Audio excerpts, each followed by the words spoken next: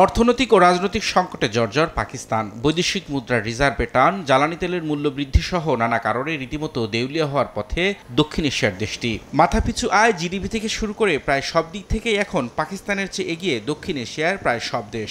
একসময় বাংলাদেশকে নিয়ে নেতিবাচক মনোভাব থাকলেও এখন তাদের মুখে বাংলাদেশের উন্নয়নের প্রশংসা।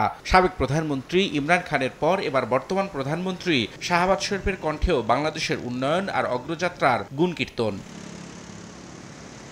বুধবার পাকিস্তানের ব্যবসায়ী নেতাদের সঙ্গে বৈঠকে বাংলাদেশের প্রসঙ্গ টেনে প্রধানমন্ত্রী শাহবাজ শরীফ বলেন, একসময় বাংলাদেশকে কাঁধের বোঝা মনে হলেও তাদের উন্নয়ন আর অগ্রযাত্রার দিকে তাকালে লজ্জা হয় নিজেদের। আমি যখন বেশ ছোট ছিলাম তখন আমাদের বলা হতো এটা আমাদের কাঁধের বোঝা। আজ আপনারা সবাই জানেন সেই বোঝা কোথায় পৌঁছে গিয়েছে। আমরা যখন বাংলাদেশের দিকে তাকাই তখন আমরা লজ্জা বোধ করি। বৈঠকে ব্যবসায়ী নেতারা শাহবাজের বিভিন্ন উদ্যোগের প্রশংসা করলেও সাবেক প্রধানমন্ত্রী ইমরান খানের গ্রেপ্তারের ফলে পাকিস্তানের রাজনৈতিক অস্থিতিশীলতার বিষয়ে উদ্বেগ প্রকাশ করেন। দেশের অর্থনীতির মোড় ঘুরিয়ে দেওয়ার জন্য প্রধানমন্ত্রীকে রাজনৈতিক স্থিতিশীলতার দিকে মনোযোগ দেওয়ারও পরামর্শ দেন। এ সময় শাহবাজ শরীফকে ভারতের সঙ্গে বাণিজ্য আলোচনা শুরু করারও অনুরোধ জানান।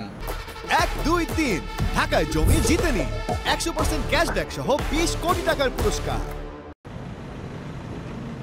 কয়েক বছর ধরেই একটানা অর্থনৈতিক মন্দায় ভুগছে পাকিস্তান। দেশটির মুদ্রার মান একেবারে তলানিতে, জিনিসপত্রের দামও আকাশ ছোঁয়া। বর্তমানে পাকিস্তানের বৈদেশিক মুদ্রার রিজার্ভ মাত্র $800 কোটি, যা দিয়ে মাত্র 2 মাসের চাহিদা মেটানোর মতো পণ্য সামগ্রী আমদানি করা সম্ভব। অর্থ সংকট মোকাবেলায় আন্তর্জাতিক মুদ্রা তহবিল IMF এর কাছেও ধর্ণা দিচ্ছে দেশটি। রবিউল ইসলাম আওলাদ, সময় সংবাদ।